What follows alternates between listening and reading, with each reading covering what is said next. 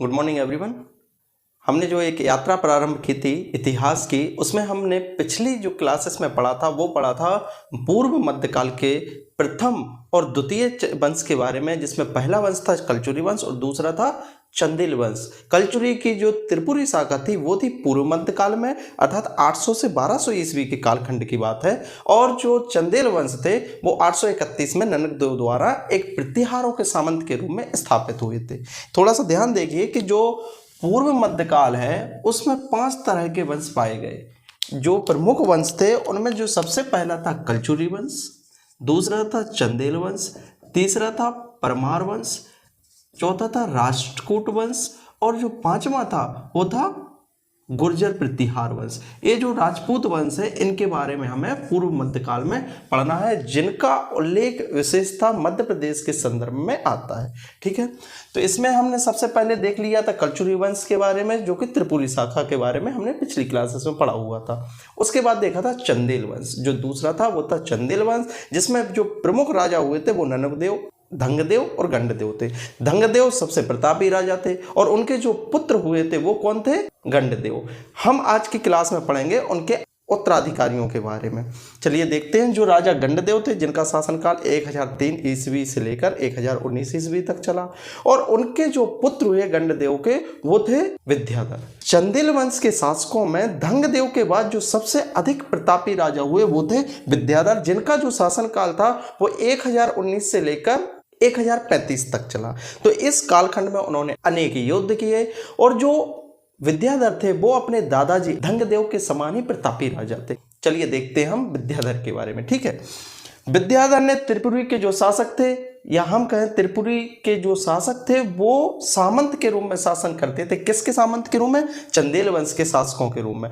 तो गंडदेव चूंकि उतने सक्षम नहीं थे, इस कारण से जो कलचुरी नरेश थे उन्होंने विद्रोह प्रारंभ कर दिया, और कलचुरी नरेश में जो प्रमुख थे गंगेदेव, जिन्होंने विद्रोह किया, चंदेल वंश के सामंत के रूप में न रहने का निर्णय लिया। इस कारण से विद्याधर ने कलचुरी नरेश गंगादेव को पराजित किया। जो गंगादेव थे, अभी हम देखेंगे कि इनके जो पुत्र थे लक्ष्मीकर्ण, और उनसे भी इनकी दुश्मनी ही रही है चंदेल वंश के राजाओं की। तो गंगादेव थे 1015 से लेकर 1041 तक, जो किसके समकालीन थे? विद्याधर के ही समकालीन थे। धंगदेव के समय जो सुबुक्तगीन का आक्रमण हुआ था, तो उनके जो पुत्र हुए थे वो कौन थे? महमूद गजनवी। महमूद गजनवी ने कन्नौज पर आक्रमण किया। उस समय वहां का शासक था राजपाल, जो किसका पुत्र था? विजयपाल का पुत्र। विजयपाल थे कन्नौज के शासक, उनका पुत्र था राजपाल। राजपाल पर आक्रमण किया था महमूद गजनवी ने। क्योंकि ये जो क्षेत्र थे कन्नौज और भी आसपास के क्षेत्र देखें, चाहे पंजाब हो, तो वो बॉर्डर वाले एरिया थे, तो वहां पर आक्रमण अधिकांशतः होता था। तो जो राजपाल थे कन्नौज के शासक, उन पर आक्रमण किया किसने? महमूद गजनवी ने। तो इस युद्ध में राजपाल पराजित हुए और उन्होंने अधीनता स्वीकार कर ली। किसकी? महमूद गजनवी की। चूंकि राजपूत राजवंश थे और राजपाल ने महमूद गजनवी की अधीनता स्वीकार कर ली थी, इससे क्रोधित होकर विद्याधर ने अपना एक सामंत था जो कि कछवाहा वंशीय थे। अभी हम देखेंगे जो कछवाहा वंशी थे वो भी राजपूत राजवंश था, कच्छप घाट राजपूत राजवंश ग्वालियर वाले क्षेत्र में। तो जो इनका कछवाहा वंशीय सामंत था जिसका नाम था अर्जुन, उससे हत्या करवा दी किसकी? राजपाल की। क्यों? क्योंकि उसने अधीनता स्वीकार कर ली थी किसकी? महमूद गजनवी की। अब जब महमूद गजनवी को यह सब पता चला तो उसने आक्रमण कर दिया। कहां पर? कालिंजर पर। कालिंजर किसका क्षेत्र था? विद्याधर का। अर्थात विद्याधर बुंदेलखंड वाले क्षेत्र पर महमूद गजनवी ने आक्रमण कर दिया। लेकिन अंत में जो महमूद गजनवी था उसने संधि कर ली किससे? विद्याधर से। और विद्याधर ने अपने जो और क्षेत्र थे जो महमूद गजनवी द्वारा जीत लिए गए थे, उसमें से 15 किले अपने वापस प्राप्त किए। ये जो बात है वो है 1019 ईस्वी के, अर्थात ये उसी समय बने थे। ठीक है, अब देखते हैं इन्होंने एक मंदिर का निर्माण करवाया। आपको पता ही है कि जो बुंदेलखंड क्षेत्र में खजुराहो वाला क्षेत्र वो तो मंदिरों की नगरी ही है। तो वहां पर जो सबसे प्रसिद्ध मंदिर है वो है कंदरिया महादेव मंदिर। महादेव भगवान को समर्पित एक मंदिर है कंदरिया महादेव मंदिर। तो खजुराहो के जो प्रमुख मंदिर है उनमें से सबसे प्रमुख मंदिर है कंदरिया महादेव मंदिर, और इसका निर्माण करवाया था विद्याधर ने। इसलिए याद रखिएगा, ये प्रश्न अधिकांश एग्जाम में आ चुका है कि कंदरिया महादेव मंदिर का निर्माण किसने करवाया था? तो करवाया था विद्याधर ने। अब जो विद्याधर के जो पुत्र हुए वो हुए विजयपाल। विजयपाल का शासनकाल 1035 से लेकर 1045 ईस्वी तक चला, और मैंने बताया था कि जो ग्वालियर के कच्छप घाट के कछुआ वंशीय राजा थे वो कौन थे, इनके सामंत थे। लेकिन बाद के जो शासक थे विद्याधर के पश्चात तो वो काफी कमजोर थे। इसका फायदा उठाया किसने, सामंतों ने। और जो सामंत थे उन्होंने स्वतंत्र रहने का प्रयास किया, अर्थात स्वतंत्र शासन की स्थापना करने का प्रयास किया।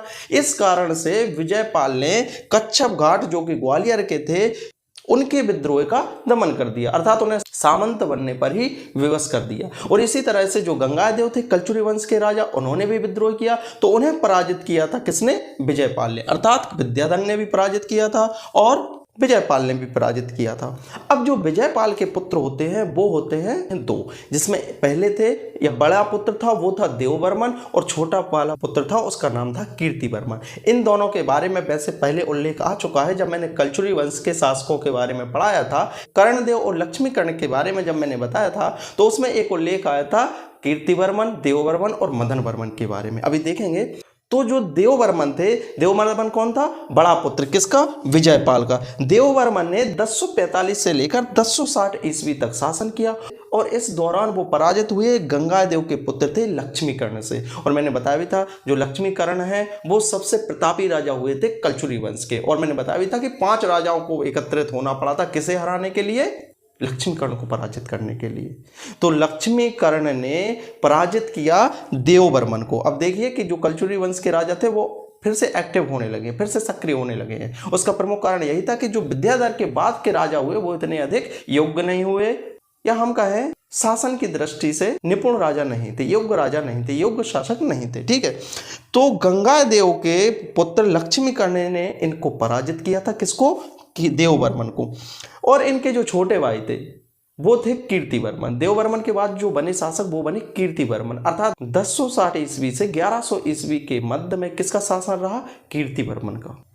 तो इनके जो भाई को हराया था लक्ष्मीकर्ण ने, इनने फिर पराजित किया लक्ष्मीकर्ण को, अपने भाई का बदला लिया। लेकिन अंततः दोबारा इनके साथ युद्ध हुआ और पुनः युद्ध में इनकी पराजित हुई लक्ष्मीकर्ण से। और जब ये पराजित हुए कीर्तिवर्मन तो लक्ष्मीकर्ण ने एक नाटक करवाया था जिसे कहा गया था प्रबोध चंद्रोदय प्रहसन, जिसकी रचना की थी कृष्ण मिश्र ने। ठीक है, ये प्रश्न भी आ चुका है कि जो प्रबोध चंद्रोदय प्रहसन है उसकी रचना किसने की थी, कृष्ण मिश्र ने। तो इसको जो करवाया था, इसका अभिनय करवाया था, मतलब एक प्रकार से हमें कहते हैं कि उनको नीचा दिखाने के लिए कीर्तिवर्मन को लक्ष्मीकर्ण ने उनसे जीत के फलस्वरूप एक नाटक करवाया था जिसे कहा गया प्रबोध चंद्रोदय प्रहसन।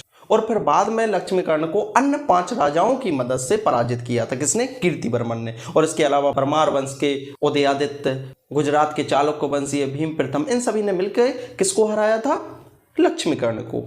वे पिछली क्लासेस में सब बता चुके हैं, बस आपको आवश्यकता है उसको पहले रिवाइज करें फिर इसको पढ़ें, क्योंकि जो भी चल रहा है वो एक सीरीज के अंतर्गत चल रहा है, एक कड़ी के माध्यम से चल रहा है। यदि बीच में कड़ी टूटी तो आपकी किस्मत फूटी, यही मान लीजिए। ठीक है, इतिहास के संदर्भ में मैं बात कर रहा हूँ। अर्थात मैंने पहले ही बोला था जो इतिहास पढ़ने का तरीका है वो है एक स्टोरी के माध्यम से। जैसे हमने बचपन में स्टोरियाँ सुनी है, कभी नहीं भूलते हैं। स्टोरीज जो बचपन में सुनी है वो नहीं भूलते हैं। क्यों नहीं भूलते हैं, क्योंकि वो स्टोरी के माध्यम से पढ़ी है, कहानी के माध्यम से। तो वही आवश्यकता है इतिहास को पढ़ने की। तो आप बिल्कुल प्रारंभ से ही देखना प्रारंभ करें यदि पढ़ रहे हैं तो, नहीं तो कोई बात ही नहीं है। ठीक है, चलिए यहाँ पर आते हैं। लक्ष्मीकर्ण को पराजित किया था किसने, कीर्तिवर्मन ने। और भी जो अन्य राजा थे उन्होंने सबने मिलकर किसको हराया था, लक्ष्मीकर्ण को। उस समय इनका जो सामंत था किसका, कीर्तिवर्मन का, वो कौन था, गोपाल। गोपाल नाम का सामंत था इनके दरबार में। और जो महमूद गजनवी था उन्हीं का जो अगला वंशज हुआ या भारत में उन्हीं के जो अगले उत्तराधिकारी हुए थे वो था इब्राहिम गजनी। इब्राहिम गजनी और उसका जो राज्यपाल था जिसका नाम था महमूद, उन्होंने मिलकर किस पर आक्रमण किया था, कीर्तिवर्मन पर। लेकिन कीर्तिवर्मन ने उन्हें पराजित कर दिया था। ठीक है, अब जो कीर्तिवर्मन हुए उनका जो पुत्र हुआ वो था सुलक्षणवर्मन। सुलक्षणवर्मन जो किसके पुत्र थे, कीर्तिवर्मन के। यहाँ पे थोड़ा सा देखिए पहले कि विजयपाल के पुत्र हुए कीर्तिवर्मन और देववर्मन। देववर्मन इनके बड़ी भाई थे किसके, कीर्तिवर्मन के।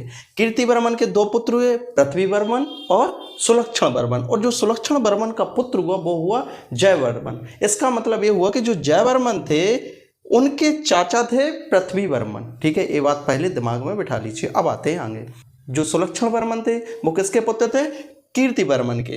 इन्होंने 1100 ईस्वी से लेकर 1115 ईस्वी तक शासन किया। और इस समय मैंने बताया था कि जो सामंत थे, इनके शासन में जो सामंत थे वो स्वतंत्र होने का प्रयास करने लगे, अर्थात वो आंतरिक विद्रोह करने लगे, जिस कारण से परमार और कल्चरी वंश के राजाओं का इन्होंने दमन किया और उन्हें सामंत बने रहने पर विवश किया, अर्थात मर्यादाओं में रहने के लिए विवश किया कि आप सामंत के ही रूप में रहें, अभी आप इतने बड़े नहीं हुए हैं कि राजा बन जाएं।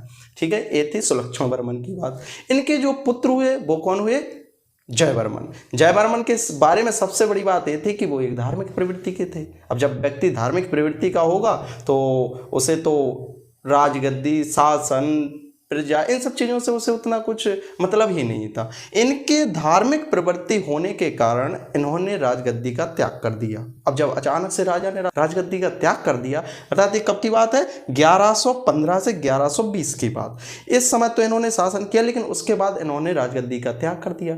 तो फिर इनके जो चाचा जी थे, अर्थात हम कहें पृथ्वी वर्मन, कीर्ति वर्मन के पुत्र, उन्होंने शासन को संभाला। लेकिन ये लोग इतने योग्य नहीं थे, या हम कहें कि धंगदेव, गंडदेव और विद्याधर के बाद ये एक प्रकार से जो अपन कहते हैं ना उतार चढ़ाव वाला दौर, तो ये उतार चढ़ाव वाला दौर था चंदेल वंश के राजाओं के मत। और बाद में जो परमार्दी देव जो राजा हुए, उनके टाइम कुछ इसमें स्टेबिलिटी आई थी, कुछ नहीं बहुत कुछ स्टेबिलिटी आई थी। मतलब जो प्रमुख राजा थे चंदेल वंश के, विद्याधर, दंगदेव, गंडदेव और परमार्दी देव, वो भी प्रतापी राजाओं में से एक थे। उनके बारे में भी पढ़ेंगे जब हम आलाउदल इनके सेनापति थे, उनके बारे में बहुत रोचक बातें जानने को मिलेंगी। ठीक है, तो जो सुलक्षण वर्मन थे उनके पुत्र हुए जयवर्मन, वो थे धार्मिक प्रवृत्ति के, तो उन्होंने राजगद्दी का त्याग कर दिया। और इसका फायदा एक्चुअल में दूसरे जो सामंत थे उन्होंने भी उठाया, क्योंकि उन्हें तो स्वतंत्र होने का मौका मिल रहा था, एक शासक के रूप में शासन की स्थापना करने का मौका मिल रहा था। इसके बाद जो इनके पुत्र हुए वो हुए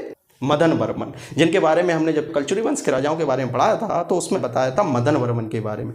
मदन वर्मन का जो कल्चुरी नरेश थे गयाकर्ण, उनको पराजित किया। दूसरी चीज, गुजरात के जो चालुक्य वंशीय राजा थे जयसिम्हा, भीम प्रथम भी थे चालुक्य वंशीय राजा गुजरात के, उसके अलावा थे उन्हीं के जो वंशज हुए आगे वो हुए जयसिम्हा। तो जयसिम्हा चालुक्य वंश के राजा को पराजित किया और कल्चुरी वंश के राजा थे गयाकर्ण, उनको पराजित किया था मदन वर्मन ने। और इनके बारे में एक भू अभिलेख मिला हुआ है, विदिशा भूमि लेख कहा गया उसे। उसमें इस बात का उल्लेख है कि इन्होंने दान दिया था, राहुल शर्मा नामक कोई ब्राह्मण था, उसको 10 हल जमीन दान देने का जो प्रमाण मिलता है या उल्लेख मिलता है वो कहाँ पे मिलता है? विदिशा भूमि अभिलेख। जो 10 हल जमीन है, एक पैरामीटर रहता था भूमि को नापने का, जैसे अभी बीघा और एकड़ चलता है, हेक्टेयर चलता है, उसी तरह से 10 हल जमीन एक पैरामीटर था भूमि मापन का। तो 10 हल जमीन एक ब्राह्मण था जिसका नाम था राहुल शर्मा, उसको दान में दी थी किसने? मदन वर्मन ने। और यह प्रश्न आ चुका है, मदन वर्मन ने किस ब्राह्मण को 10 हल जमीन दान में दी थी? सोच लीजिए, इतने डीप क्वेश्चन भी आ सकते हैं। ठीक है, अब जो इनके पुत्र हुए वो हुए यशोवर्मन द्वितीय।